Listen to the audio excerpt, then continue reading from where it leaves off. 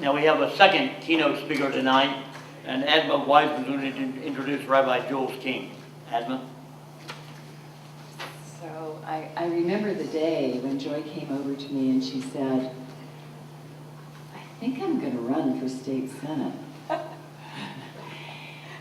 And here we are, because Ellen's taking a part, and Lou's taking a part, and I'm taking a part, and we're all here. We're all here for all of you, in honor of all of you who do such great things for this community. I look around this room and I remember some of the first Courageous Resistance meetings, Moms Demand Action. Oh my God, Be Still My Heart. I'm so grateful for you and for what you do. Thank you so very, very much. I was very blessed under some very dire circumstances to get to know Rabbi Jules King, who is ordained and received what we call smicha from the Academy of Jewish Religion in California and LA. And he also received his master's in Rabbinical Studies. He is a doctoral student at the Claremont School of Theology. He's enrolled in their spiritual renewal and contemplative practice and strategic leadership program. So that's a lot of words to describe a very, very wonderful, loving, compassionate human being. In our tradition, in the Jewish spiritual tradition, we have something called tikkun olam, and it means to repair the world. And we have a belief that at one point when war came upon, internal war, external war, that all the shards of light that were within each of us, the God spark that was in each of us, shattered and went all over the cosmos. And our job is to pick up those shards and put them together and let that light shine from within each person. For me, I have recognized that Rabbi Jules has that capacity as that light worker. He's the founder of the Desert Outreach Synagogue. He serves as a spiritual leader and a teacher there. We are members. And he's one who shares our joys, our sorrows. He actually has shepherded the passing of my mother and the healing of my father over this past challenging year. And he has given enlightened sermons and encourages and inspires us and helps us make informed choices. He holds various other degrees. He spent many years from small to large organizations, Fortune 500 companies. He has a music background. He's a pianist. He's an organist. He's just amazing. I read this and I thought, he didn't tell me this. I didn't know all these wonderful, amazing things about him. He's devoted, he's a dedicated human being, and he is, has the capacity to interact with just about every kind of person. He's patient, and he has a dedication to improve the lives of those whom he contacts with. He resides here in California with his husband Carlos. He is the father of 2 children. He's busy, he's active in work and in school, and I'm a witness to the fact that he is enjoying the journey of being a rabbi to one of the fastest growing congregations in the Valley. He always says, come and join us, you already belong. So I say, Rabbi, come and join us.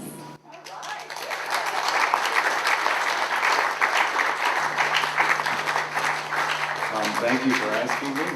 Thank you for having me here. I apologize for being late. I left one event to rush over here, but I'm thrilled to be with you this evening, so thank you. I want to speak with you for a few minutes about finding hope in challenging times. And I've already heard a little bit about that this evening. When I spoke to Tom, he said this is about International Day of Peace, and to speak something about peace. So I almost felt overwhelmed, as I do far too often given what's going on in the world, to try to find something to say to you to bring a sense of peace and hope to you. And regardless of our politics, I know that many of us are really anxious and frustrated, maybe even a bit depressed. The list could run the gamut of emotions that we feel, and of course anxiety about our future. I will first remind you, if most of us, if not all of us, we already know too well, in my opinion, we're looking for the peace. It's International Day of Peace, right? And we're looking for peace, but I think sometimes we get lost because we don't have that hope. How do we find hope? And how do we find peace?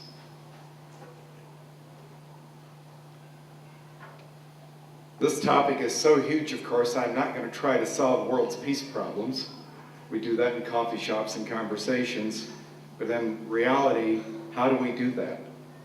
So I hope I can give you some fire in your belly, because I think that everything we do starts right here, heart and mind. Imagine for a moment if each of us were able to build a more peaceful home, neighborhood, community, city. You get my point, wherever it is that we live, how much more peaceful our world would be, and could be, and should be. And I believe that each of us must recognize and speak to the issues, as they say, the elephant in the room, so that we can engage ourselves more thoroughly, but also those around us. And in doing so, we can find hope and peace.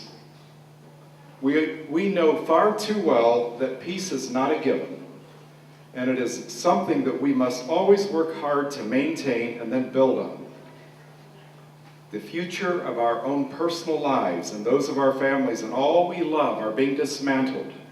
Our human rights, marriage is at stake, our personal liberties in danger, freedom of the press is being threatened, LGBTQ rights are being threatened, and more are being taken away by this administration that chooses to destroy versus lift us up and elevate humanity.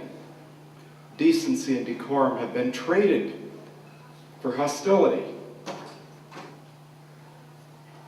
And I think it's time that we speak up. Many of us do, I know. We're witnessing, I heard earlier speakers talk about witnessing school shootings, mass shootings, and gun violence like nowhere else in the world. And it's no longer something we hear about and see on the news as a very rare, bizarre sort of an event. In fact, we've lost count. It's become routine. I just read the other day, I had the number written down 154, and then I wrote 155, and now I think it's 158. Mass shootings in the US alone just this year. So much racism, anti-Semitism, xenophobia, discrimination. The list goes on and on and on. And certainly our nation is at stake. And our own sense and feeling of hope and peace and security are being threatened and being severely tested. It's not just about the right or the left. It's about the right from the wrong. It's about speaking up regardless of who is in power. And we wonder how much more, when and how will this insanity come to an end? What happened to our sense of peace? When and how will we ever find hope again? And I know you're wondering, well, what a bleak picture. Let's hope he can find some words of comfort and hope to help us find our peace. But I hope at the end of this I will, and I hope at the end more than anything that I fire you up a little bit. I'm sure you don't need me to remind you that in the history of our country and around the world, there have been far too many times of oppression, suppression, racism, and that list that I started earlier. And yet there have been true leaders among us, and around, not just in this room, but around our country and the world, who have risen to the challenge to oppose what's happening, or to oppose what's happened. I was in Phoenix recently for a meeting, and the word, of course, itself, because of what's going on, came to my mind is remembering what Phoenix means, of rising from the ashes with renewed youth to live yet another cycle. And I thought to myself, may we soon find a way May we soon find someone to lead us into a better tomorrow, that as a people together and collectively, may we rise from the ashes. Peace has been a national and certainly an international issue and topic for as long as the world has existed.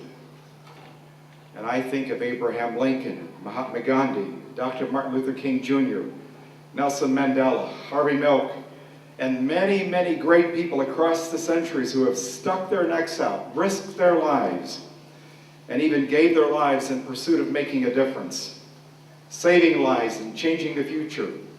And I've often thought, now so more than ever, that these great leaders and risk takers got so angry. They must have gotten so angry, so pissed off, and so fed up that they were willing to risk it all. It makes me think that collectively, and the hope that if enough of us across the U.S., if the majority of us get enough of it, that we will take action, that we will take our outrage and frustration and our sense of hopelessness and use it to propel us to work even harder and renew each other's hope, that we can truly engage in what's happening and create a world of hope and promise, not just for us, but for future generations. I remember, probably like many of you, so clearly when President Obama, who ran his campaign on a message of hope, reminding us to believe in ourselves and helping each other along the way. And one of the great quotes that I will never forget from him: hope is not blind optimism. It's not ignoring the enormity of the task ahead or the roadblocks that stand in our path. It's not sitting on the sidelines or shirking from a fight. Hope is that thing inside us that insists, despite all evidence to the contrary, that something better awaits us if we have the courage to reach for it, and to work for it, and to fight for it. Hope is the belief that destiny will not be written for us, but by us, by the men and women who are not content to settle for the world as it is, who have the courage to remake the world as it should be. And for those who know me best, will tell you that my DNA is wired to always see the glass half full. I'm the eternal optimist. However, I'm acutely aware and in touch with the reality of what's happening today. I remember in my undergrad days studying with a former Brown University professor in a mandatory world religions class, a class that I did not want to take. I did not see myself as religious, but I had to take it. And as it turns out, it ended up being one of the most remarkable, phenomenal classes I think I've ever taken. What I learned from that professor taught me about the importance of life, taught me about peace, taught me about various religions and cultures, from Buddhism to Shintoism, to Hinduism, to Christianity, to all of it. And while it did not make me an expert, it made me realize that we're all here but for a very short time, and there's enough space to hold all of our diverse views and that respect for each other, that it's critical to living. It's critical for today. It's critical for tomorrow. There can be peace amongst all peoples, but we have to work on it.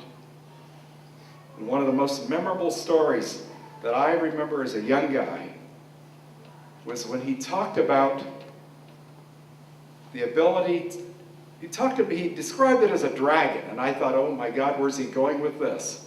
But he talked about those issues, those things in our life that weigh us down, that ride on our back, that really hold us back as a dragon.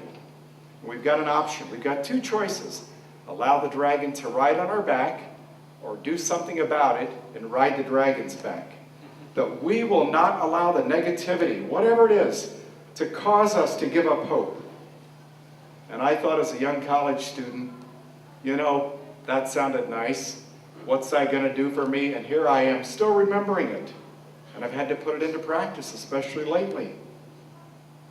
I've long taught and practiced that we can either allow the negativity and all the horrible things that we are witnessing around us to hold us back, or we can use it to propel us into taking action, to create the change that we want and need. Today more than ever, we must look for ways to create change. I find when I'm busily engaged in something that is meaningful and personal, it creates and invigorates that fire burning in my soul and my stomach and my body. And it truly ignites that passion to a new level. Makes me want to work harder to see results.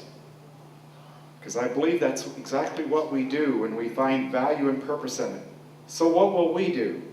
What can we do? We will each find our own ways to engage, and I know that by writing letters, making phone calls, walking in peaceful protest, running for office, voting, making sure others get registered to vote. We all know November's around the corner. Recently, as you probably remember, LA Times decided, well, I'll back it up and say, recently 300 newspapers or so decided to protest in opposition of this administration. LA Times chose not to. It gave me a lot of hope that 300 papers, even some in Florida, who we didn't think would, ever change their minds, would run in opposition to this administration. And they joined the protest. But I gotta tell you, it pissed me off when the LA Times chose not to participate. I called the LA Times. I could have canceled my subscription online. I chose not to do that. I called them up and I said to the guy who answered my phone call, please take notes. This is not personal to you, but it's certainly to LA Times, to the people who own it, to the managers, to the board. Now is not the time to act. I got this whole speech about, we want to do it at our own beck and call. I said, now is not the time to act out of convenience. Now is the time to act in solidarity. 300 newspapers around the U.S. stand in opposition to what's happening. And you chose now? Cancel my subscription. I don't need to read the LA Times. We have to make our voices count.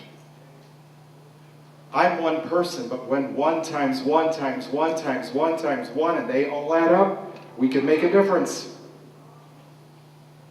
I'm a lover of history, and I especially love reading bibliographies and poetry. Thank you for that, by the way, sir. And when I read about some of the great people who have sacrificed so much, putting their very lives on the line to bring hope and change to our nation, and certainly around the world, it made me realize that once again, we are called to support each other. To realize that as long as we have a shred of hope, we have the possibility of creating and changing things, even when things look darkest.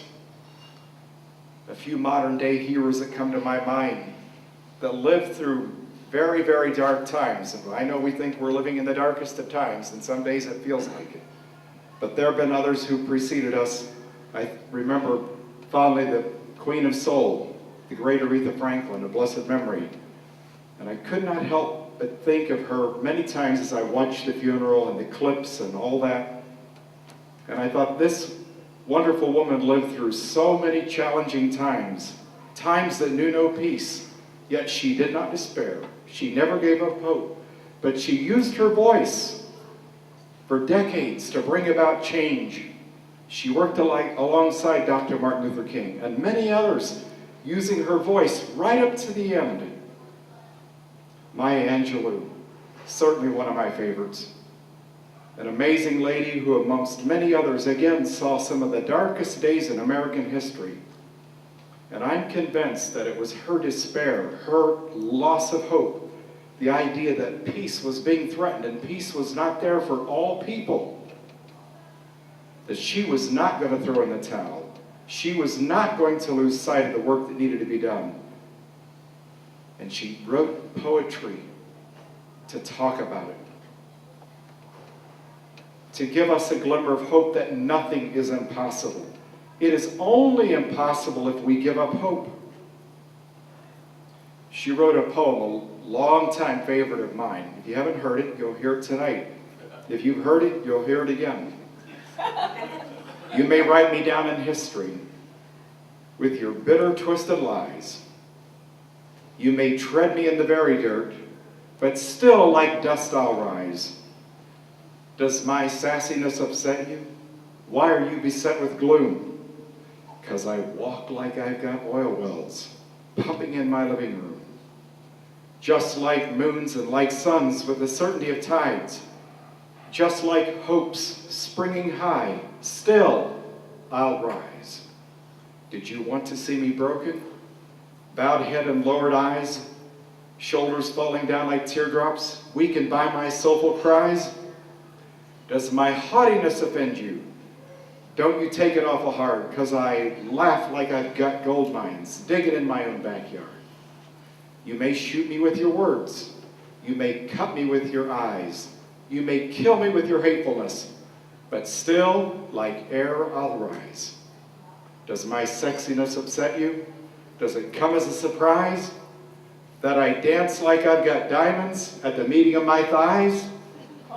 Out of the huts of history shame I rise. Up from a past that's rooted in pain I rise. I'm a black ocean, leaping and wide, welling and swelling I bear in the tide. Leaving behind nights of terror and fear I rise, into a daybreak that's wondrously clear. And let me tell you very quickly what each stanza meant from her perspective. The first stanza is a statement and an assertion of survival, that she would rise. The second stanza asks a very pointed question. And the third, by the way, switches to the future tense, that she will rise inevitably. None of this would hold her back. And the fourth shows her oppressors to expect to see her again. And fifth asks more pointed questions. And the sixth outlines various methods adopted by her oppressors to bring her and keep her down. Harsh words, cruel looks, and hatred. But the seventh asserts she will rise like convectional ovens, like convectional currents. And the last stanza talks about emerge from the dark to the light. And she delivers that emphatic, I rise. So in closing, I want to close with one more hero, Harvey Milk. He said it this way: the only thing they have to look forward to is hope. And you have to give them hope. Hope for a better world. Hope for a better tomorrow. Hope for a better place to come to if the pressures at home are too great. Hope that all will be all right. Without hope, not only gays, but the blacks, the seniors, the handicapped, the us's will give up. And if you help to elect the Central Committee and other offices, more gay people, that gives a green light to all who feel disenfranchised, a green light to move forward. It means hope to a nation that has given up, because if a gay person makes it, the doors are open to everyone. My closing comments to you: do not give up hope. We will beat the odds. We will make it. We will not stop, nor will we be stopped. We will rise. And on this International Day of Peace, we will leave no stone unturned. As we do our part to create a more peaceful world, we will never give up hope. We will not stop working to achieve peace. We will do whatever we can to change the world. One voice, one vote, one person at a time. Thank you.